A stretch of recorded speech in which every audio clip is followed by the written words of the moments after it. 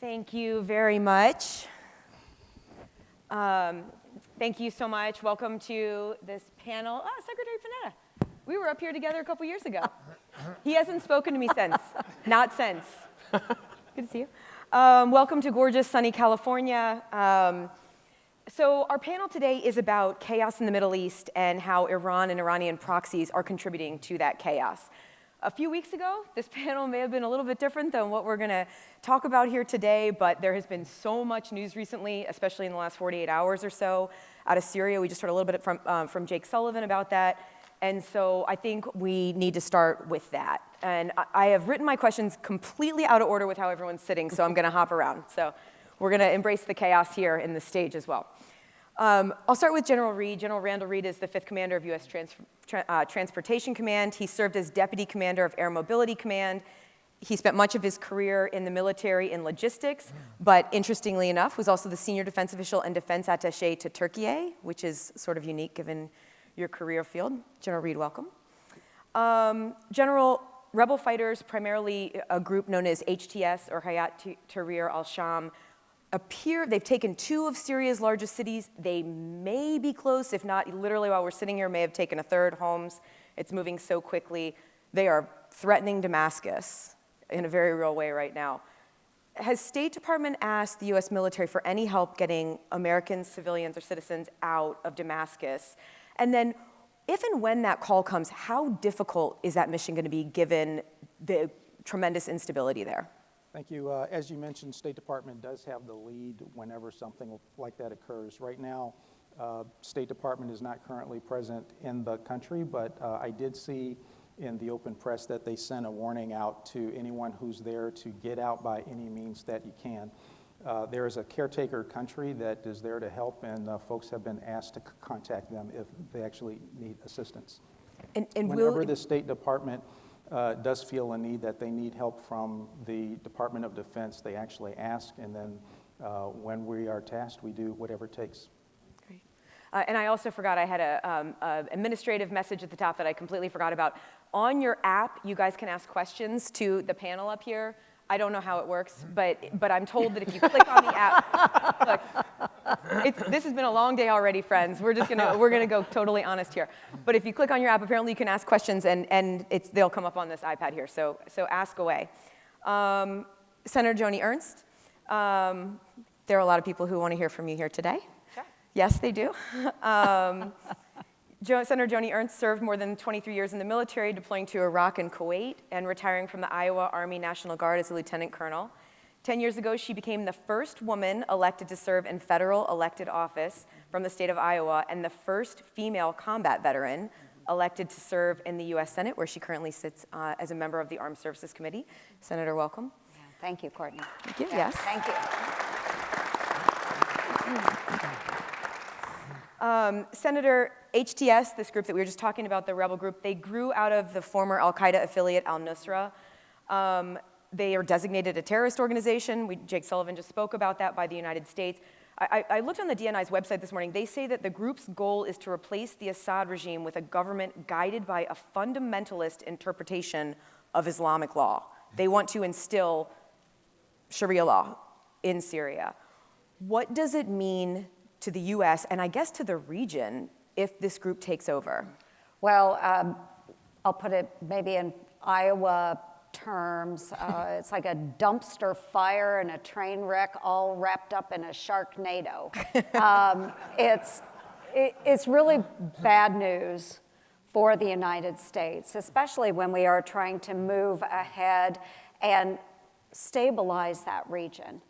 So we have seen what's going on in Israel, and I know we'll talk more with the ambassador about this past year in Israel with Hamas, but other Iranian proxies that are engaged in the region, which has completely destabilized and made it a very dangerous area, not just for those that inhabit those countries, but for those of us that go through that area using it with trade, or those that have our American troops there that are trying to provide stability.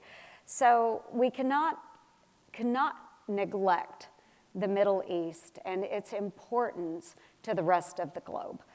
So I do think HTS, everything that is going on there, it is such a hot mess. And there are so many different organizations that are tied in so many different ways. We all recognize that the Middle East is complex. I would say double that complexity when you're looking at Syria. Wow. If next year Reagan has a panel called Dumpster Fire and Sharknado, now you have to be on it. I'll be on it. Yeah. I will be on it. It's going to be yours. Yes, absolutely. Ambassador Michael Herzog was appointed to Israel's ambassador to the United States in summer 2021. Before that, he had a long career in the IDF. I can't even list off all of the jobs that you held, including strategic planning and intelligence and multiple senior positions in the Ministry of Defense. And you also spent decades as a peace negotiator in many different areas. Ambassador, Israel conducts airstrikes against Iranian groups in Syria. They seem to have an impact in many cases on the flow of weapons, particularly some of these advanced missile parts that are coming into groups, mainly Hezbollah, but Iranian-backed groups. But none of this has stopped Iran from actually operating in Syria. And now we have this surprise offensive that actually may even strengthen Tehran's ties with Syria, depending on what happens. Can Iran actually be defeated in Syria? Is that even possible? And how? So let's understand what's happening in Syria. The events there are dramatic. You have a whole country falling apart, melting down. Damascus is in danger. The Assad regime is in danger. What does it mean? I think first thing to note is that this is a major blow to Iran and the Iranian axis, because Syria was a vital link in what the Iranian calls the regional axis, the axis of resistance. It was Iran's connection to the Mediterranean. It was Iran's connection to Hezbollah in Lebanon to arm them, to build their capabilities, and it granted them access to Israel's border. All of this now is denied. I don't know what will happen in Syria in terms of who will control what part of the country, but this is a major blow. On the other hand, there are no good guys in this story, because on the other hand, you have jihadists, as you noted. So short term, if you ask Israelis, they will recite our prime minister in the 80s, Menachem Begin, who was, when the Iran-Iraq war broke, and he was asked about it, he said, I wish both sides success. So in a way, that's short term. Longer term, we'll have to see, because as we don't want the Iranian axis to rebuild its capabilities. It's a major blow to them. Let's be clear about it.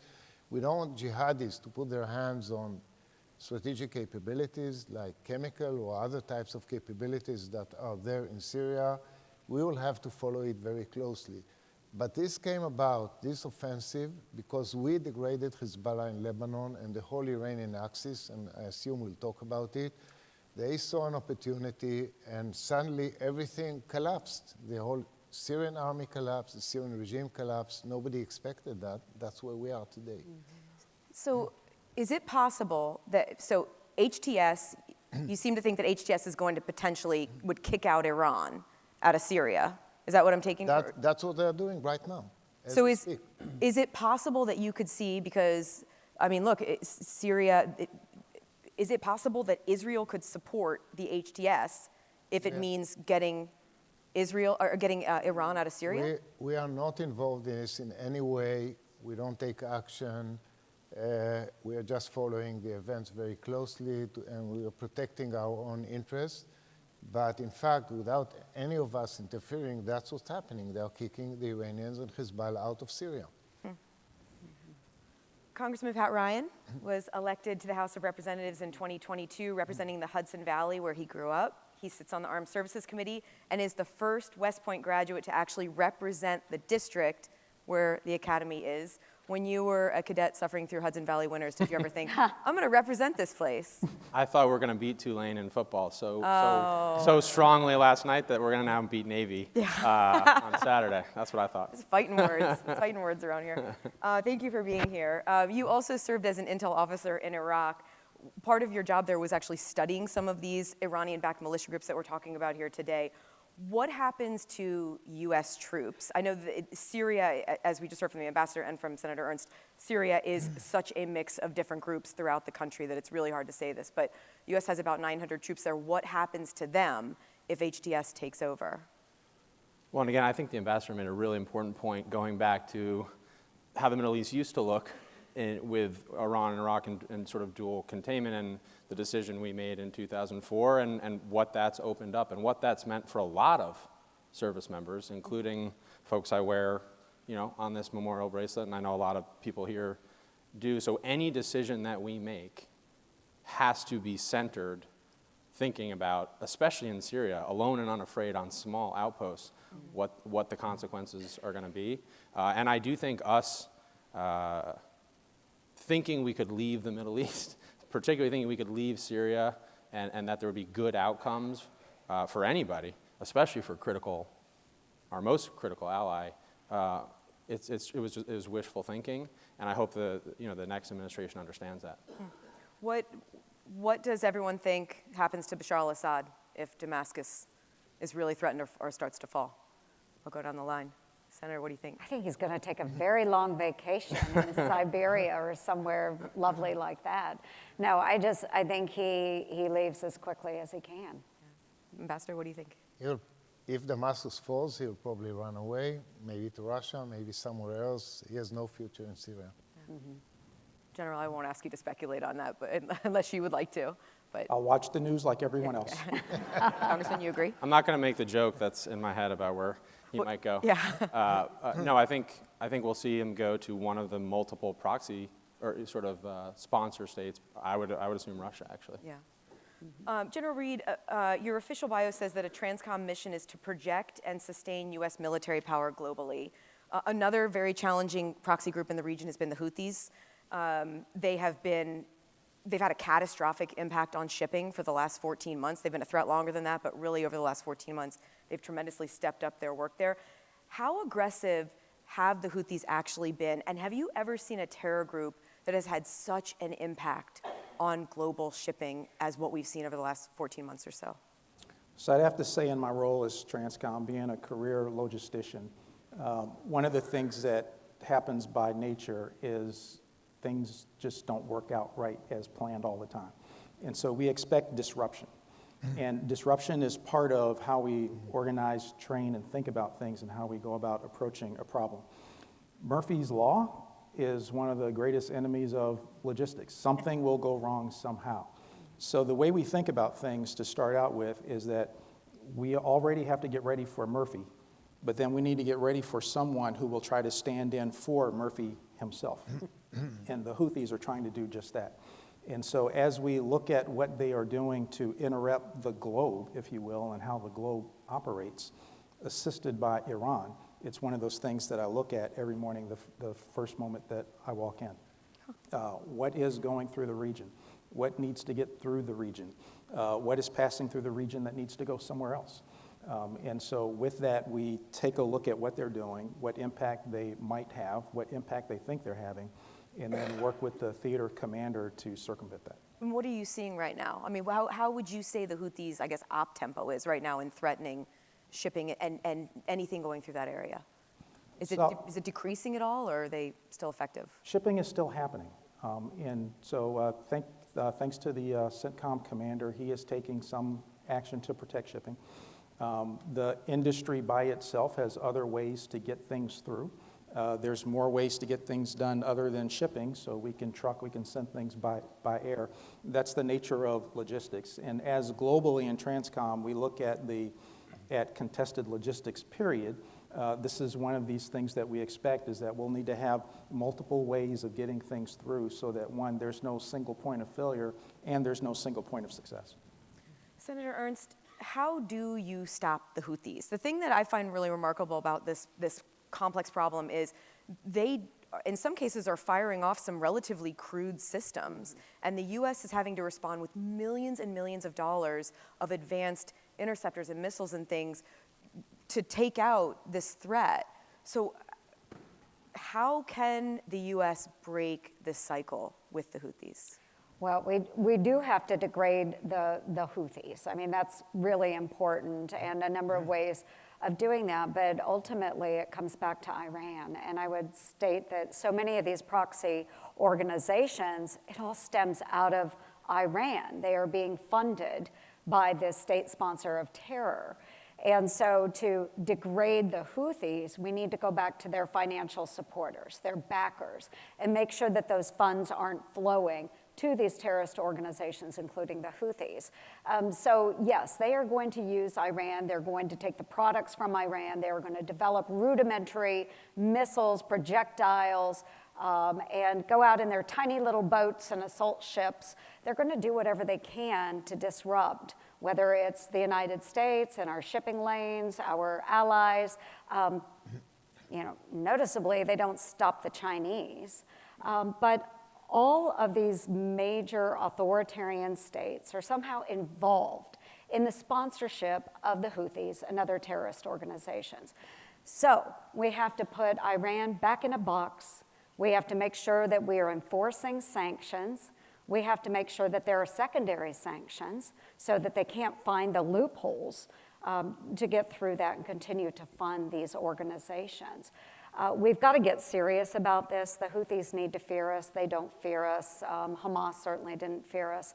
You can name all of these organizations, but we have to show strength. We have to mean it. We can't make a red line in the sand and then not do anything about it. So in the meantime, for all of our defense industrial base folks, let's look at cheaper ways that we can combat these ornery little terrorist organizations that are just using crap to throw at our allies.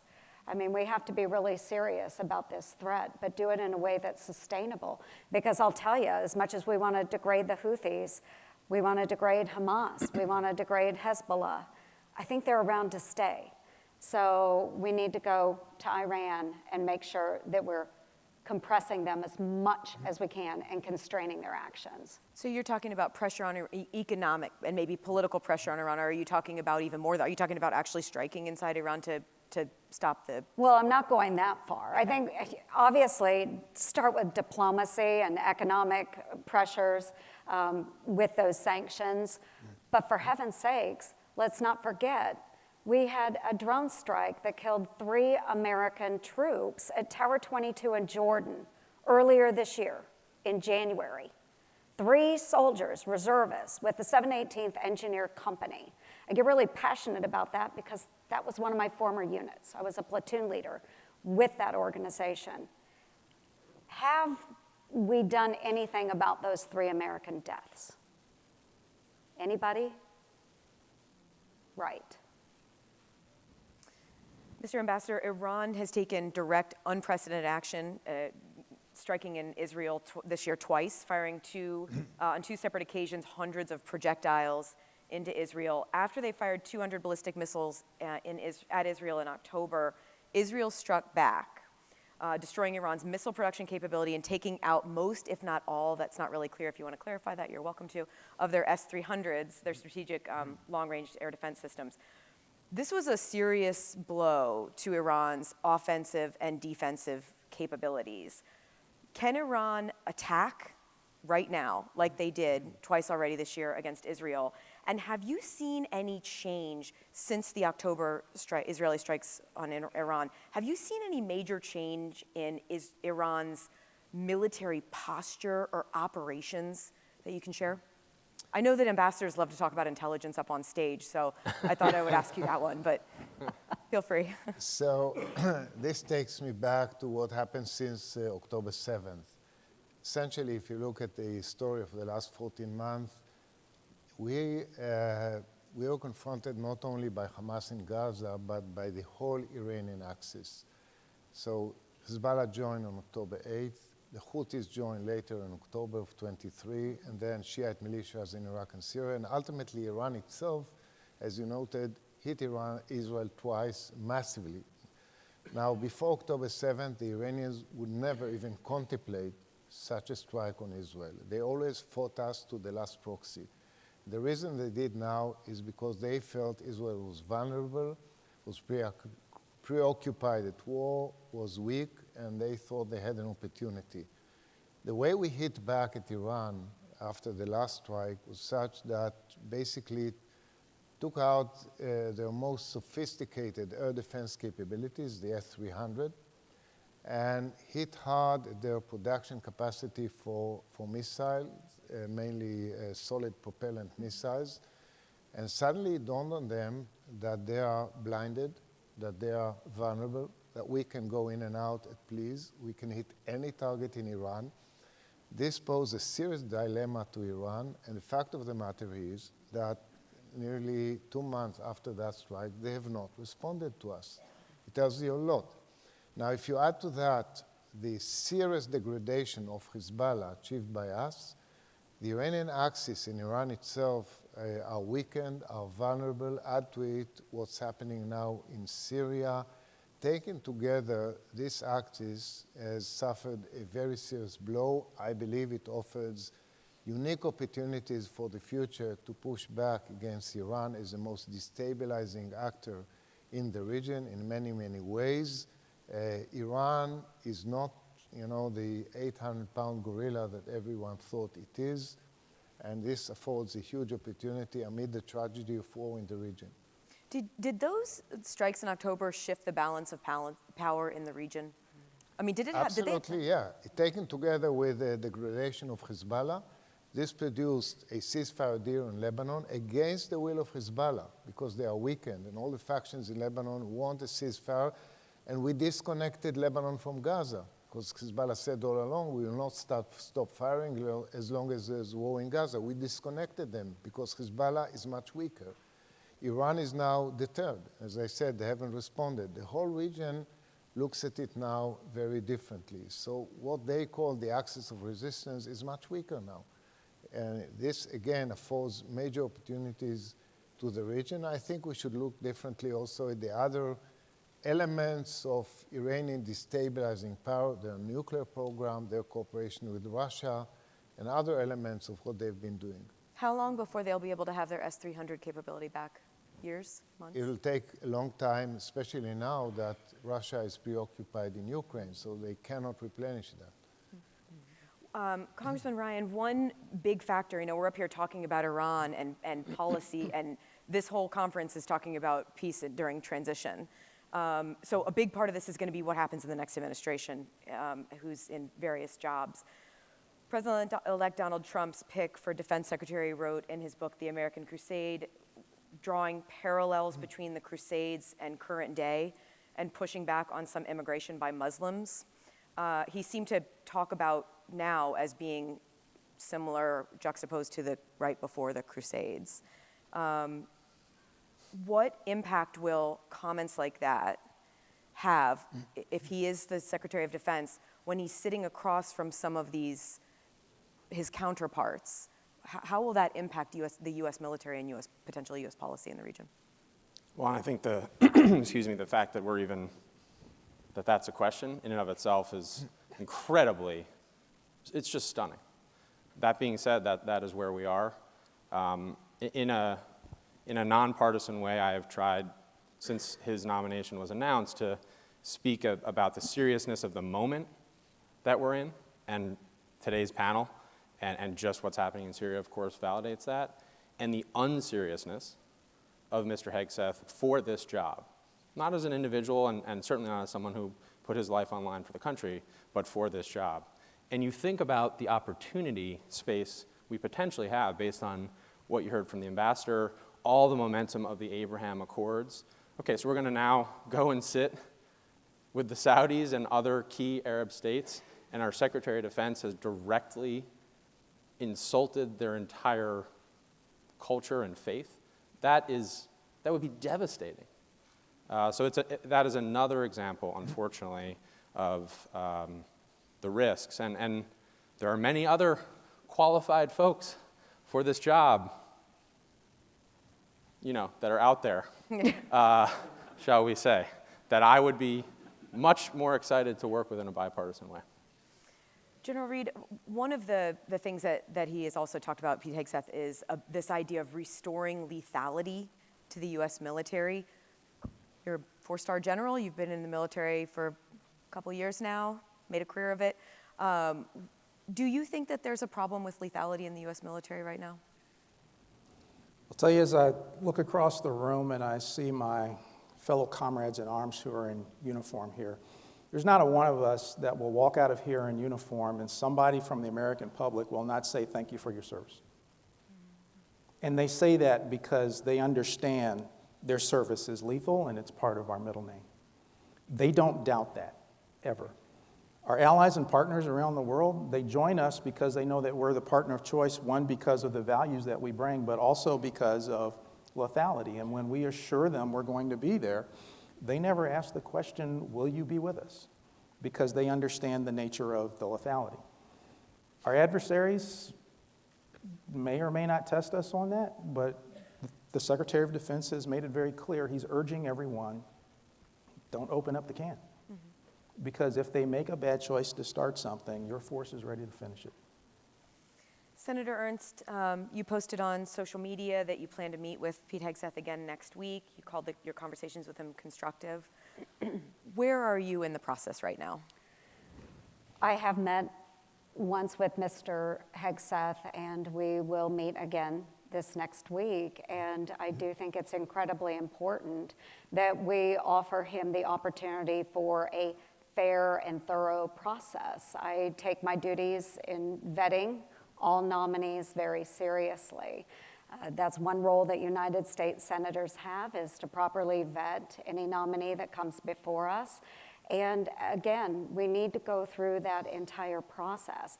So I'm excited to have the opportunity to sit down with him again, but there will be a very thorough vetting before he moves forward. So look forward to seeing him in front of the committee as well. And I know that he'll be there and have to answer some very tough questions. What do you still need to hear from him? There are many things that I would like to hear from him, top of line, things that I have worked on in particular through the Armed Services Committee in the United States Senate. I am a survivor of sexual assault, so I've worked very heavily on sexual assault measures within the military. So I'd like to hear a little more about that. I'd like to hear about the role of women in our great United States military. And certainly one thing that our Pentagon has failed to do is come out with a clean audit. And I want to know, how are we going to get the Pentagon through a clean audit? Balancing the books and managing and providing oversight for a $877 billion industry is extremely important. So those are some things. We will continue talking about that, but again, I want to make sure that he has a fair process, and again, that we're vetting him thoroughly. Just one more. Senator Lindsey Graham said that he's not going to make any decision based on an anonymous source. If you're not willing to raise your hand and make the accusation, it doesn't count. Do you agree that the woman who accused him of sexual assault, who he paid money to and then had her sign a non-disclosure agreement, do you believe that she needs to be public with her identity in order for her accusations to be credible? I think there are ways that the FBI will vet this and present it to the committee. So again, I do trust in our vetting process, and I look forward to that opportunity. So in the meantime, again, I'm going to continue to meet with Mr. Hegseth, and we'll continue to work through those issues. Mr. Ambassador, Mr. Hegseth also wrote about Israel being key to this American crusade that I asked Congressman Ryan about. How are comments like that, and some of the other comments he's been quoted about, making threatening statements about Muslims, how are those being received in Israel and in the region? Look, you put me in a minefield here. So I don't want to comment on these or that statements. I'll just leave it at that. I do actually have a couple. I thought we were talking about Middle Eastern chaos. This is related to the Middle East, though. But I do want to get to a couple of questions here, because I'm going to mix in some of these audience questions, because they fall in with whatever we're talking about. And this one's interesting. They don't have names here, so I don't know who asked this. If you want to raise your hand and take credit for it, you're welcome to. With Iran on its heels abroad, do we have a unique opportunity to contain their sponsorship of terrorism? I put that to the group. Mr. Ambassador, you look like you're ready to talk about it. The short answer is, as I explained, is yes, because I think the regional axis is under pressure, is weakening, is crumbling. And the whole region sees that, internalized that, and that offers us a unique opportunity, as I said, to pressurize not only Iran's hegemonic ambitions in the region, but also their nuclear program. In many ways, you can do economic pressure, political pressure. You can push back against them in many other ways. I do see a unique opportunity. To that, I would like to add one more element, which is the internal situation in Iran. I believe that most of the population in Iran does not support the regime. I've been following that very closely. I think the regime lost the majority of the population in Iran. Historically, I think they will not survive. I don't know how many years it's going to take, but we collectively ought to come up with a strategy of widening this divide between the regime and the people, and that adds to the whole mix that I just analyzed. If I could add on Please, to that, yeah. Courtney, as well, and I think the ambassador is absolutely correct that Iran is at a point now where we need to really focus on putting it in a box, in a very, very small box. But then while we are doing that, we also need to continue to capitalize on the Abraham Accords. This has been such an important movement that we have seen and such a great success in the first Trump administration. We need to continue to build upon that, and Saudi Arabia will be key to that.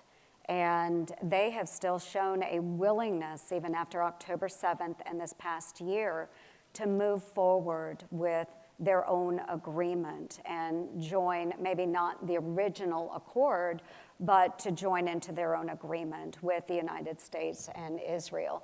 So I think that we need to continue to do this. You will see the Arab nations working in conjunction with Israel. They all want peace and prosperity in the Middle East.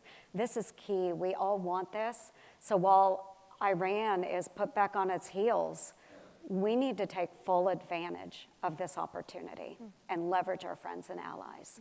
And just to add to this, to add to the bipartisan spirit of that, Senator, I agree with you, and it's an imperative. And I think the incredibly unprecedented direct military attacks on our most critical ally, Israel, have been and need to continue to be, both in April and October, a real wake-up call to all current and hopefully aspiring partners to this counter alliance and whatever the specific security arrangement looks like. I do think there's opportunity space here, and we need to lean into it aggressively.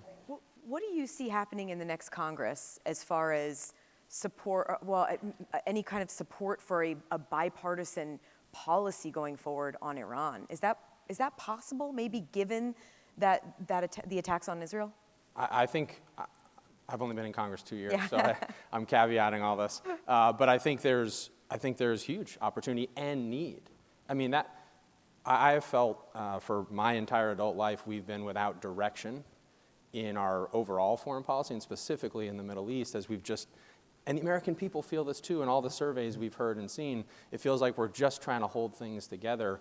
There's a need and an opportunity to set direction in a bipartisan way with our allies and partners. And I think the American people are demanding that rightly.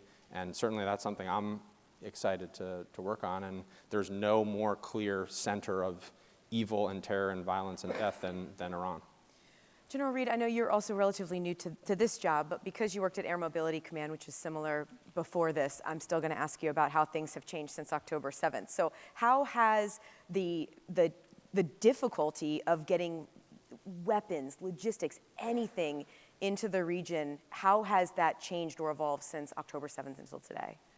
I'll tell you, on October 7th, when we all woke up, it was another day of walking in, taking a look around the globe, seeing what ships were where, what planes were where, what trains were where, what ports are open, what ports are closed, who needed support, who were we supporting, where would we need to shift things.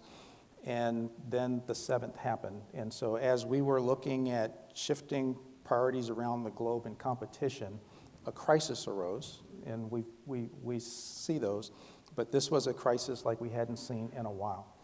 In that sudden shift, because of the global view that we have at Transcom and how we work with the combatant commanders, we work our posture, we work the infrastructure, we work with the State Department for the access, the basing, and the overflight to always be able to respond, not react. And in this case, we had some ability to respond. I also have to make it clear that what was really important for us was the day-to-day advantage of the commercial transportation industry. We actually call them our fourth component. And since they were so involved already and they bring so much to bear, that allowed us to shift an emphasis to rush to the sound of the conflict. And when we were able to do that, we were able in record time to put force protection in place to protect American citizens and to protect our forces on the ground. And in that, being able to do that shifted the conditions on the ground. And in protecting ourselves, by de facto, we also protected our hosts and our allies, partners, and friends, which brought decision space.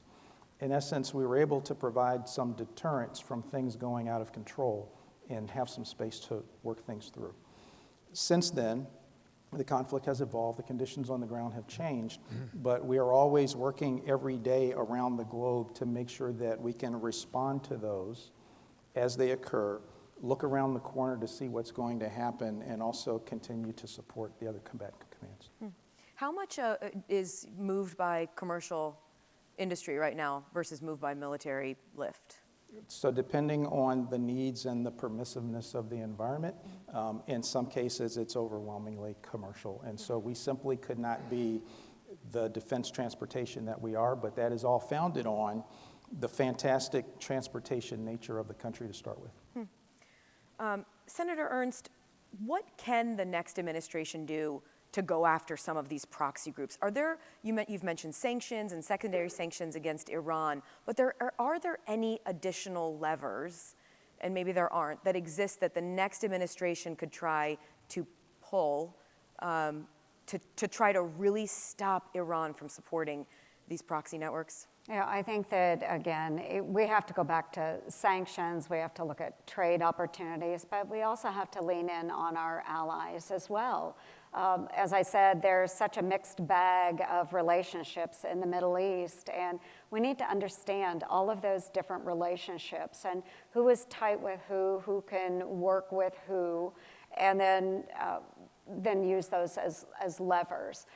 There are things, though, in a bipartisan way that we can do through Congress to send signals to those adversaries, in particular Iran and some of those proxy groups. We've already passed, in support of Israel, we have done the Defend Act. That's already in place, where we bring our allies and friends together in an integrated air and missile defense system as a way to push back against them. We have the STARS Act, which addresses the element of space and working with our friends and allies. We have the Maritime Act by Jackie Rosen and I that address the maritime domain. There are so many different ways that we can work together with our friends and allies. And as we are presenting a cohesive unit, then we are pushing back against Iran and those proxies. The more we are working together, the more we lessen their opportunity to take advantage of any one single element of this cohesive unit. So we've just got to continue to build upon it, Abraham Accords, bring Saudi Arabia in, continue to work on mill-to-mill relationships, exchanges between Israel and their Arab friends and the United States. So many things that we can do, but again, if we're presenting a cohesive unit, it lessens their ability. And that's what we should focus on. Do you think the next administration agrees with that? I do, 100%. So I know there has been a lot of concern about the incoming administration, whether it's the president, whether it's the vice president, but I can say with 100% certainty that this next administration takes the defense of our country and our allies and friends very seriously.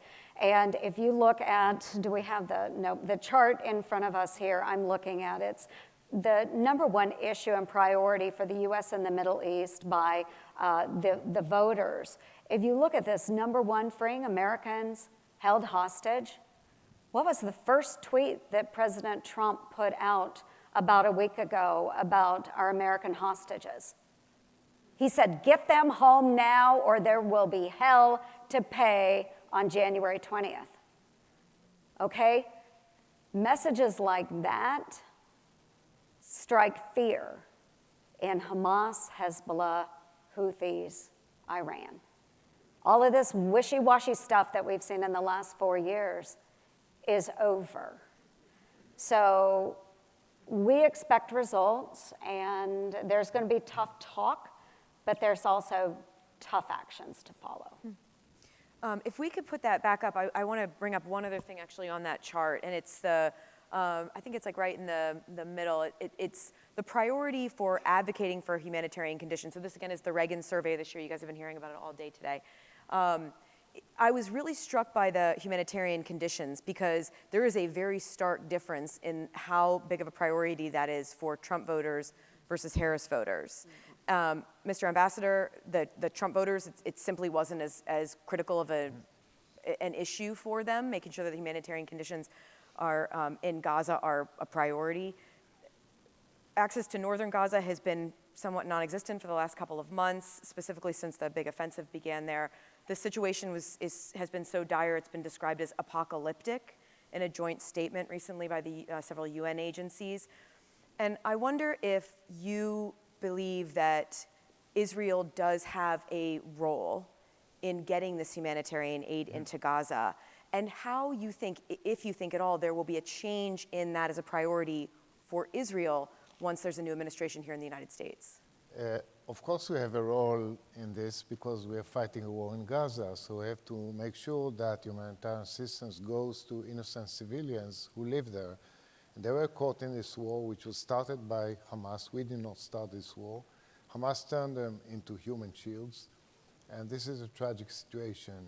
And you have to understand what happened in Gaza. Hamas over the years built a huge underground infrastructure, terror infrastructure of nearly 400 miles of terror tunnels beneath the civilian population. In a way, we use our military capabilities to defend our population, like arrow systems and so on. They use the population to defend their military assets in the tunnels. That's what happened there. It's tragic. So dealing with the humanitarian situation is our interest, notwithstanding of this chart of who thinks what here in the US. It is our obligation. But it is very challenging given the fact that this is a war zone, that these people are caught as human shields. We are allowing trucks to go in, but they are being looted inside Gaza, some of them by Hamas, most of them by local gangs and groups and so on, who then trade in the black market. It's a major challenge that we are facing, and we are trying to overcome these challenges, and we continue to do so. I think that the counterpoint is that, Israel has carried out this operation there for over a year now. You have taken out Hamas and Hezbollah leaders, frankly, all over the region at this point. It's difficult to understand why it's been so slow to actually get that aid in and get around these gangs. So I'm glad you asked the question. Look, what we did was first and foremost destroy the Hamas war machine so they can no longer carry out another October 7th strike like they did. And we were successful in that. They were built in brigades and battalions like an army of terror. We destroyed them, but there are still thousands of armed people who are regrouping and fighting us back, especially in the northern part of Gaza. We've been fighting there in the refugee camp of Jabalia for 2 months now. We lost dozens of soldiers. The war is still going on. I mean, they are defeated, but not 100%. But the major point to understand when it comes to the humanitarian issue is that Hamas still governs Gaza. It's still the major governance component in Gaza, and they use humanitarian assistance that goes in order to feed themselves and in order to keep themselves in power. This is a challenge that we have to cope with. We are designing plans for what's called the day after to create alternatives to Hamas. It will take time, but this is the biggest challenge we face now because we don't want them to seize humanitarian aid and then use it in order to stay in power and rebuild their capabilities. I want to do another question from the audience here. It's kind of interesting, and I'll open it up to anyone who wants to take it. How should we change our strategies and policies to effectively counter the rise of violent extremism globally? Do we have a strategy? don't know if anyone wants to take that. Or I could just move on to the next question if no one wants to take that one. let me ask it a different way. One thing that I was struck by, Atlantic Council put out a report a few months ago where they said that the wild swings in U.S. policy towards Iran over the last decade have directly helped speed Iran's malign influence in the Middle East. And I wonder, Congressman, sorry, you're looking right at me, so I got to go with you first. Yeah, never make eye contact. Yeah, that's a mistake. Do you agree with that? I mean, do you think that the big changes in policy that have existed from administration to administration may have actually helped Iran, or may have even bolstered their ability to defend some of these groups? I mean, without question, our inconsistency and increasingly lack of credibility over multiple administrations of both parties for 20 years in multiple regions has created all these vacuums. And now you see the most malign, the most sort of vicious forces, Iran certainly in the Middle East being number one, but in other parts of the world as well on every continent. And similar to a point I made earlier, it is imperative that we are credible and clear in our strategy and articulation of our aims. That's how deterrence works, as everyone in this room knows better than anyone. And I'm hopeful that we'll see that from this administration. I do think an important question, we haven't talked about it here, whether it's in the Middle East or otherwise, is like I take your point, Senator Ernst, but what are we getting here in this next administration? Is it Mike Waltz, who I work closely with and have great respect for, and Senator Rubio, or is it Vance and Tulsi Gabbard? Like, that's a pretty different, talk about inconsistent, and I think that creates great risk both in the short term, but certainly in the medium term if we don't clarify where we're going here, and that's certainly playing out, I think, part of what's happening in Syria as well. And Courtney, if I can address that too. I would say a lot of times we point the finger inward and we think about our policies, but we do have to recognize that Iran has gone through some pretty significant shifts in the last several decades.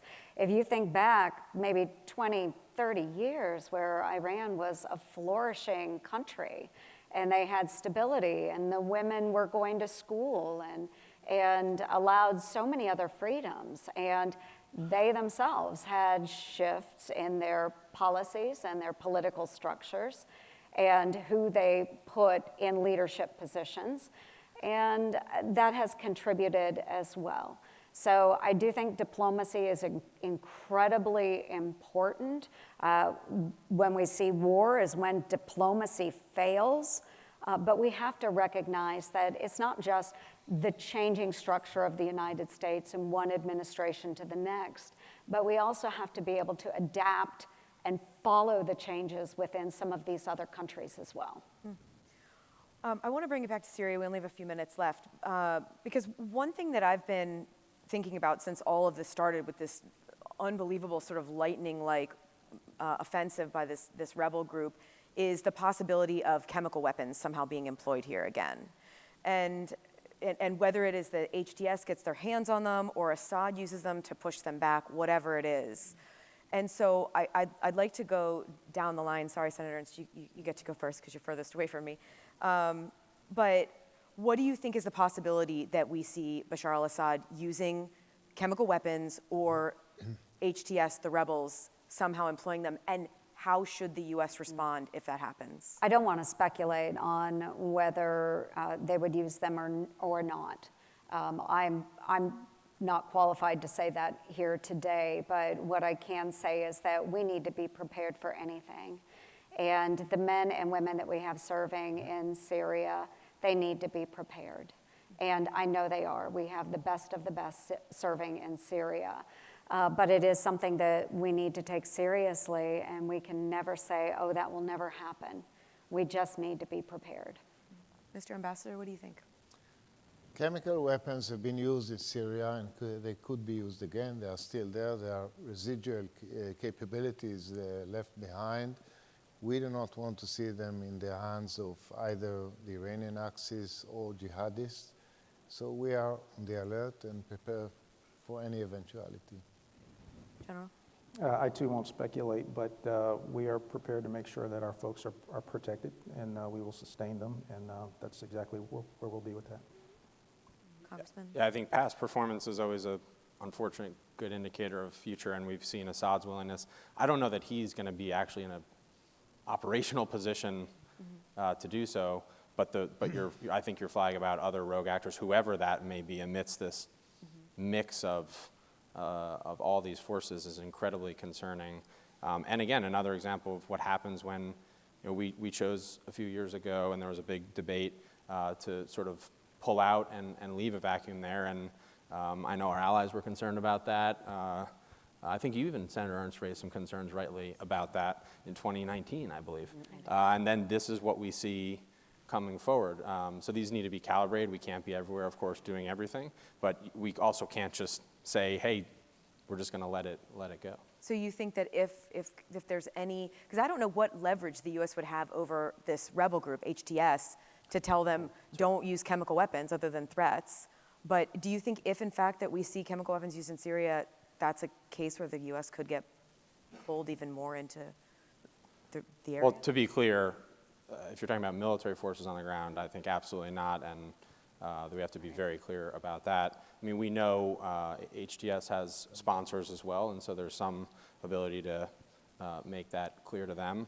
I actually think, though, if you look at how HTS has morphed from what the group was, they've said and shown actually an ability to do some level of local governance, and many would say better than the Assad regime in a lot of places. That's why they've had this success. So this is why I think sitting back and just observing with a little bit of tactical patience is important, clear-eyed about who they are and how they started, but also when the other option is Assad, controlled as a puppet of Iran, we got to choose between bad choices here. It is remarkable how quickly this has unfolded and how uncertain it really is still going forward. Senator Ernst, Mr. Ambassador, General, Congressman, thank you very much for this discussion. Thank you. Ladies and gentlemen, this concludes Panel 6. Panel 8 will begin in 10 minutes on this stage, and Panel 9 will begin in 10 minutes at the second floor of the Air Force One Pavilion.